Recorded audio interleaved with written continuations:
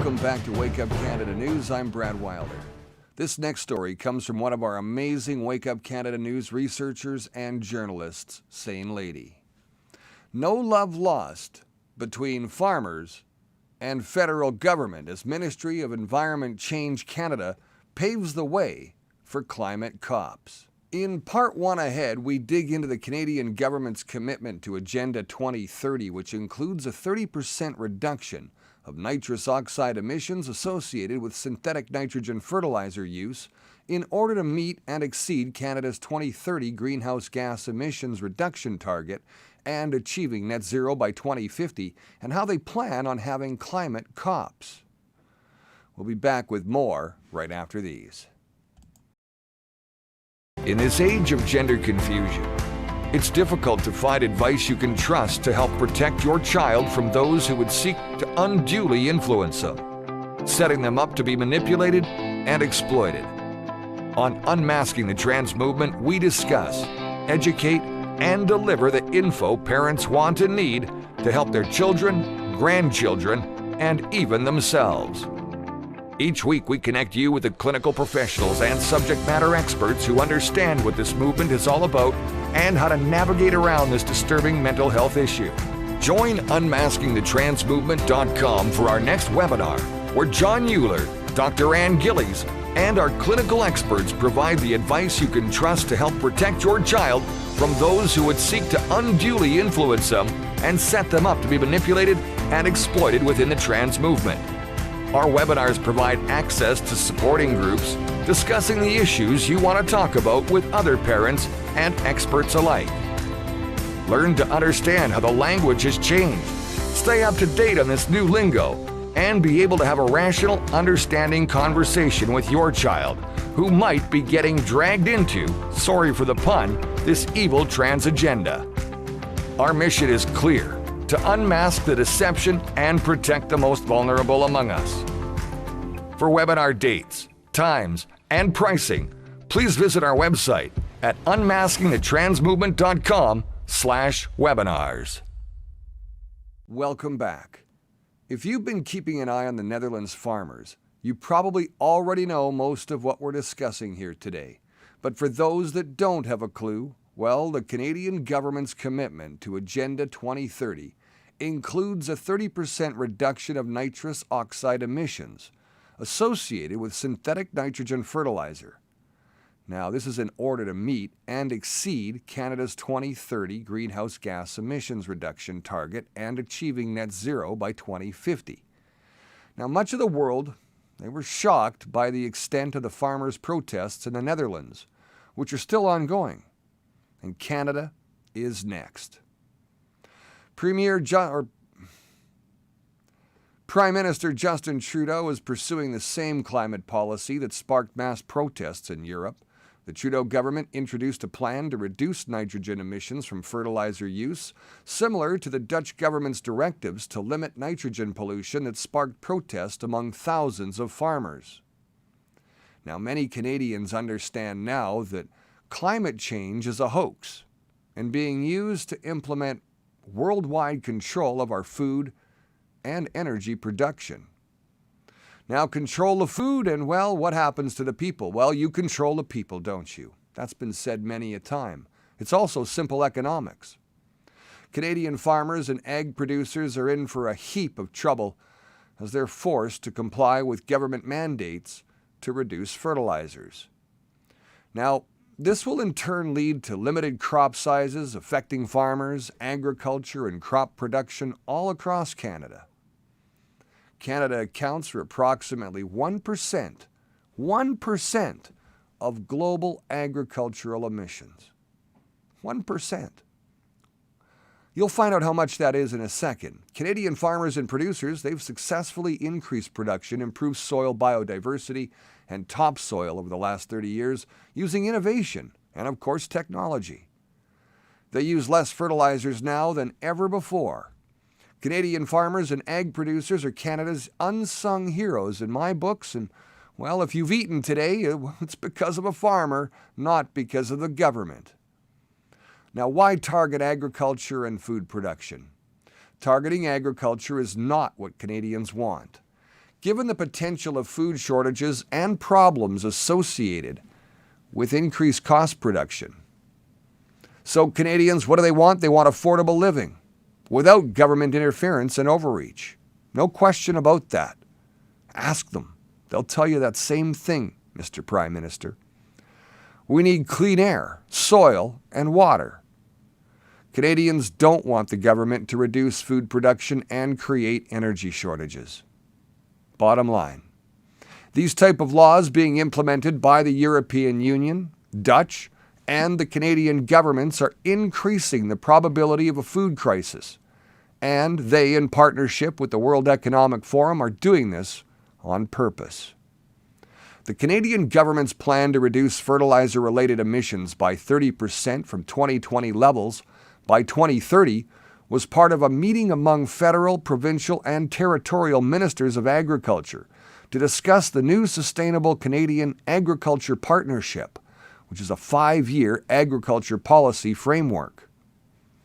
Provinces such as Alberta, Saskatchewan, Manitoba, and Ontario urged the federal government to reconsider their short-sightedness on fertilizer emission goals, which, would slash farmers' income, worsen the current food crisis, and continue to put upward pressure on food prices in Canadian grocery stores. The goal to achieve emission targets set by the federal government now requires an absolute reduction in fertilizers. Absolute. They're not going to let up. However, farmers say that reducing nitrous oxide emission can't be done without reducing fertilizer use. There's no give and take there, is there? No. A joint press release from the governments of Saskatchewan and Alberta stated, Western Canadian farmers already produce the most sustainable agri-food products in the world, and they're continually being asked to do more with less. We cannot feed the growing world population with a reduction in fertilizer, the press release stated.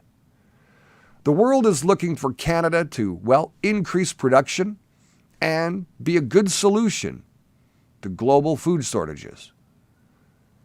The federal government, on the other hand, they need to display that they understand this, the Alberta Minister Nate Horner said. Now, the fact that Trudeau is pushing forward with these plans mere weeks after the economic collapse of Sri Lanka proves what many of us already suspected. These green plans and this ESG craze are, all about rigid adherence to political dogma, regardless of the consequences of trade-offs, Pete Earle, an economist at the American Institute for Economic Research, told the Daily Caller News Foundation. Sri Lanka banned organic fertilizers, which, cut crop yields in half.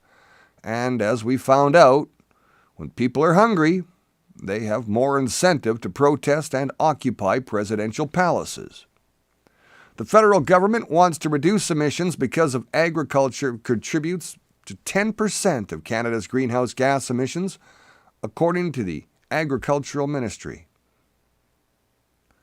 Now, Canadian cereal production, they have one of the highest levels of emissions intensity, or amount of greenhouse gases emitted relative to production quantity, among major exporters. Now, remember, this is the interesting part. Remember, that's 10% of 1% of global agricultural emissions.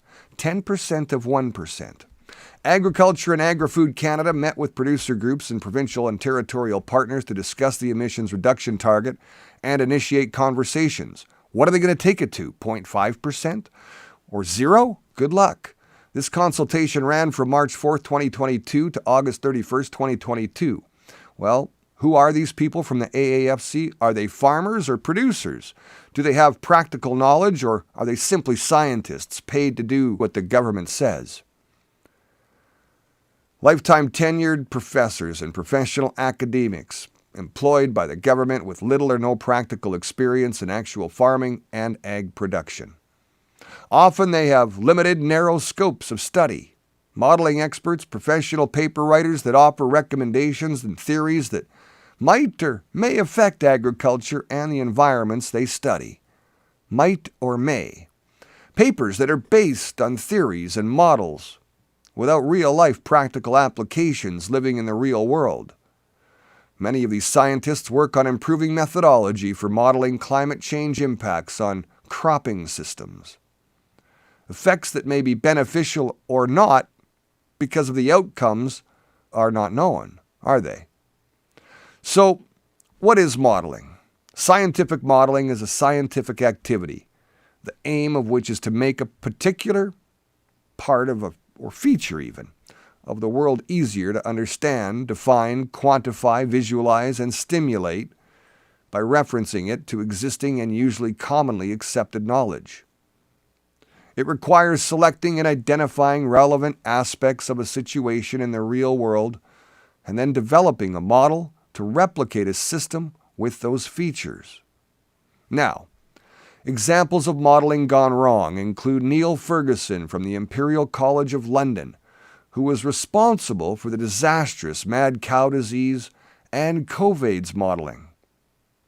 Ferguson was behind the disputed research that sparked the mass culling of 11 million sheep and cattle during 2001's outbreak of foot and mouth disease. He also predicted that up to 150,000 people could die. There were fewer than 200 deaths. In 2002, Ferguson predicted that up to 50,000 people would likely die from exposure to BSE, or mad cow disease, in beef. In the UK, there were only 177 deaths from BSE. In 2005, Ferguson predicted that up to 150 million people could be killed from bird flu. In the end, 282 people died worldwide from the disease between 2003 and 2009. In 2009, a government estimate based in Ferguson's advice said a reasonable worst-case scenario was that the swine flu would lead to 65,000 British deaths. In the end, swine flu killed 457 people in the UK. Last March, Ferguson admitted that the Imperial College of COVID-19 disease was based on undocumented 13-year-old computer codes that were intended to be used for a feared influenza pandemic rather than a coronavirus. Ferguson declined to release his original code so other scientists could check his results. He only released a heavily revised set of code last week after a 6-week delay. And now we have climate change modeling. Was he involved? Well, the AAFC representatives were not farmers, producers, nor experts in the field, so to speak, pun intended. Scientists doing what they've been instructed to do. Otherwise, they receive no funding, which perpetuates their existence. They live in an academic bubble. As we wrap up part 1 of this 3-part series, you can conclude for yourself where this is headed based on what we've just reported. In part 2, we discuss Canada's commitment to Agenda 2030 and what that means for Canadian farms, ag producers, and even Canadians alike. Like the Dutch, Canadians have been inspired, involved, and concerned about the Canadian government's initiatives and reliance on manipulated and inaccurate modeling. I'm Brad Wilder. Thanks for watching Wake Up Canada News. Remember, you're the voice, and it's time to make it count. I'll see you next time.